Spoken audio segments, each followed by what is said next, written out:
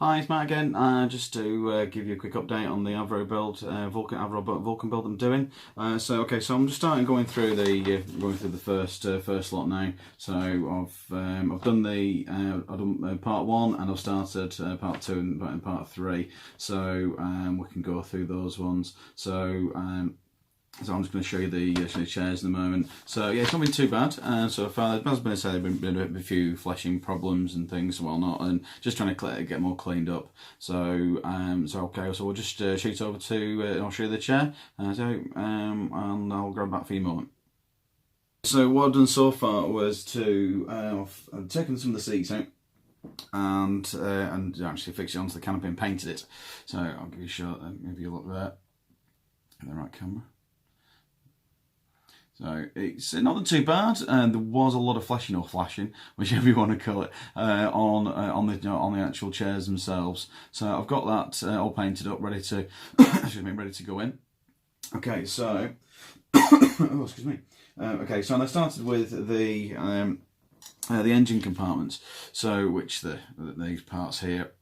So and we've got the two sides. Which was that one there? So that one there. So with the two sides here. So we've got which you said they've got one's got the nipples on it, and for the holes in the side. So they should go together quite nicely.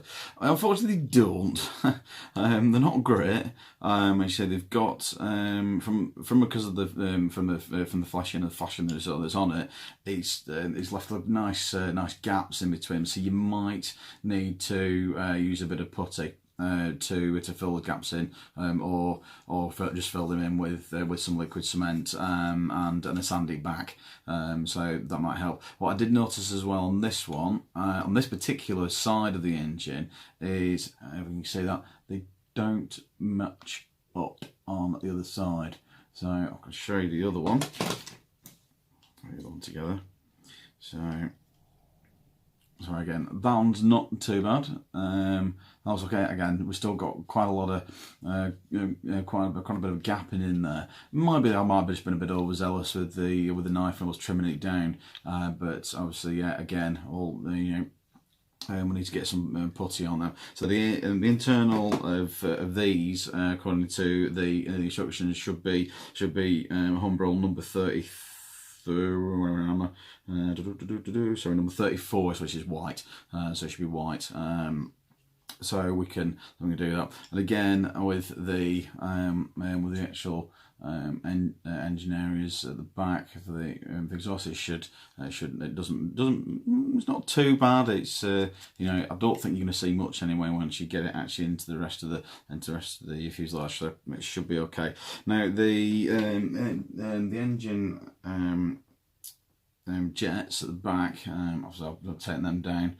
So again, these had a lot of flashing on these, which was quite annoying to take off, to say the least. But it worked. It's fine. It's not a problem. There is a little pip on these. Now, the little pip, what I can see, it goes into. Get that back together again. So it goes into that little groove in here, stops it from rocking around, which is it's not quite nice actually. It's quite good. So okay, so I'm going to get these. I want to get these painted up in a moment, and get them ready before I glue them together, and hopefully I'll get these. I'll get these putted up so they're nice and smooth, and you can't see any seams when you actually come to paint. You probably won't see this because a lot of these are probably going to be inside the actual wings anyway, so you might not see too much of of any marks or any lines in there, so it should be okay. Now, what I did do was when it comes to paint, these are number 11, Humbrol number 11, to be painted silver. And what I did set out to obviously help, because it's enamel. They can be a pain to scratch off, because obviously you don't want to be painting them wherever you're going to be gluing, because obviously it will react with it, and it's not very good, and it doesn't give you a good scene. So what I've done, I've just taken some. There's 1 mil. There's 1 mil, 2 mil, 1 mil, 2 mil of the Tamiya tape. Just wrapped it around it.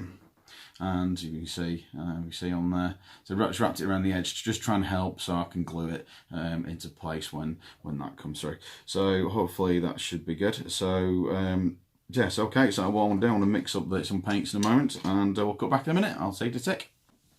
Okay, right, so what I'm going to do now, I've mixed up the paints. So this is the, again, Humbrol number 34, which is the white. So what I've done, because I use an airbrush, I'll thin this down with some thinners. So I'll just use some HMG thinners, which is works quite nice, and normal thinners. So these should be quite helpful. Obviously, I do have a nice pot of white spirit handy. I know it's in a different airbrush cleaner, but yeah. So I've thinned these down in part, and I've got my airbrush ready to rock and roll.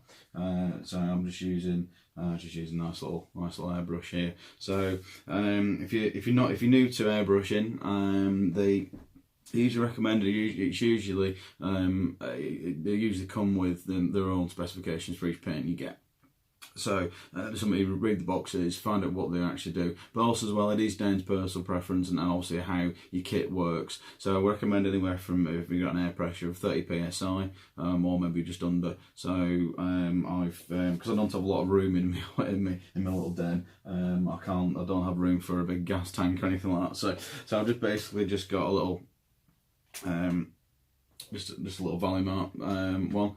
The one's at 28 psi, which is ample enough for what I'm doing. It is on constantly, so which can be a little bit annoying because it's a dull drone, but you know, it's what we can get. There is modes on that as well, which helps, so you can lower the pressure down. But if you've got a decent airbrush, you can lower the air pressure down on the bottom nozzle anyway. So anyway. So I've already mixed the paint up, so I'm going to paint the insides of the fuse of the engine, the engine compartments. But what I am going to do to protect the top bit where it's going to be glued, I'm going to just put some tape across there. So we've got some Tamiya 5mm tape. So I'm just going to lay that across because you're not going to see too much inside this anyway. Obviously, it's just to give it a little bit of depth, I suppose. So. Okay, so just to give that a bit of protection, just put a bit of tape on that side, and I'm going to do the rest for these ones as well. So, okay, so when you're airbrushing, if you're new to airbrushing and you've never done any airbrushing before, obviously read, learn, and try, test. If you've got any rubbish pieces or any scrap models that you're not bothered about wrecking, and you just want to test, yeah, go for it.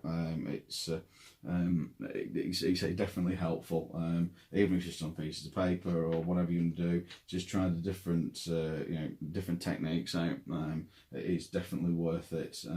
I wish I had an airbrush when I was a kid, because brushing was a nightmare. Yes. So okay, so I'll move that to one side. I don't want to get any white on that. Okay, so we've got these marked up. So when you're airbrushing, for these, best way to do it is to give like a light once over. Use the air from the airbrush to dry it, and which will help quite well. And then do another coat. So that you're better off having thinner coats and more of them rather than one big coat, because you'll get runs, you'll get drips, and you'll start to get pits and falls in the actual paint. So give it light go over. And hopefully that should help you with it. So okay, so what I'm going to do now, sorry about the noise because I've been turning my pump on, and we'll give it a go. Oh, a good thing I always check as well is how much fire you've got now. So what I've got in here, the white is quite milky, so you see it quite flowing through there. You can't really see it too well in this. But it's quite milky. It's quite it goes through quite well. Another top tip is if you're sort of trying to man the handle this and trying to turn it around, put a blue tack. So it's a bit of blue tack on the bottom. So then you've got something to hold it and you can turn it. So and you get the angles in. So when if you're airbrushing, you can. So yeah, so give it a good go over. Let the air come through first, and then just give it a nice light. See how far away I am. I'm not close in. I'm quite far away. Give it a nice coat, nice even coat over. And then you can start to come in after that, and just start to build the layers up. Right, so I'm not going to give any air now, so I'm just going to give it a little bit of a blow over.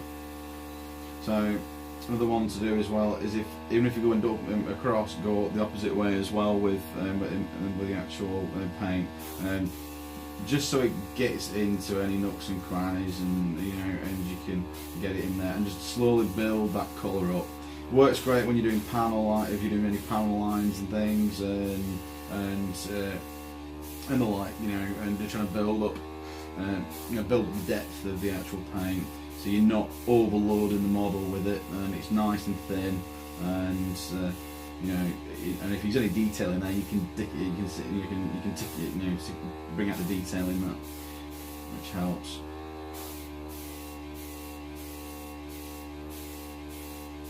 I'm going to give it a blow over, so just with the air, just trying to help it dry.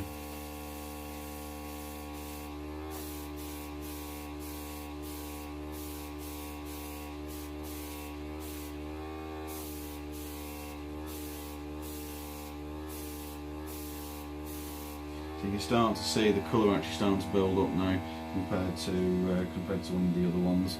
So you can see that's still quite grey from the plastic, so which is good.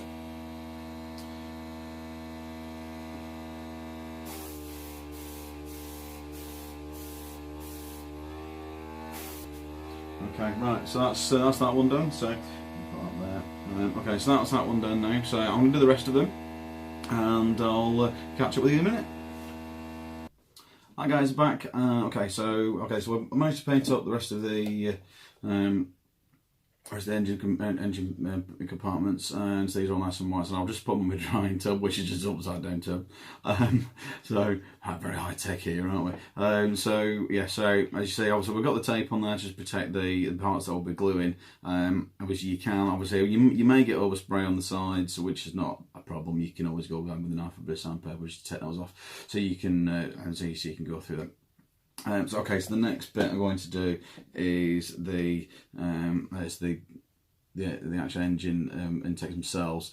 So obviously these are to be faced inside the obviously in there. So they'll just clip inside there.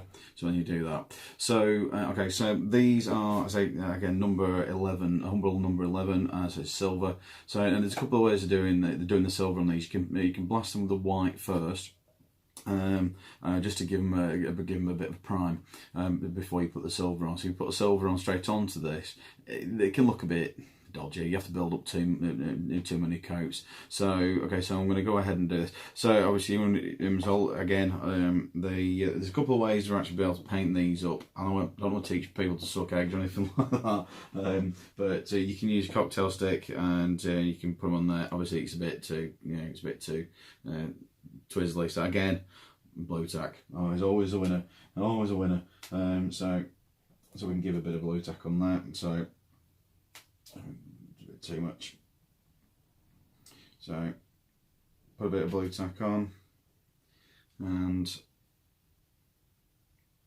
we can push that into there. So just to hold it in place whilst we paint up. So again, actually I've got enough white in there. So obviously I've still got some white still mixed up left. You don't need too much with this now. So because I'm really just going to give it a light once over, just to give it a little bit of a base prime.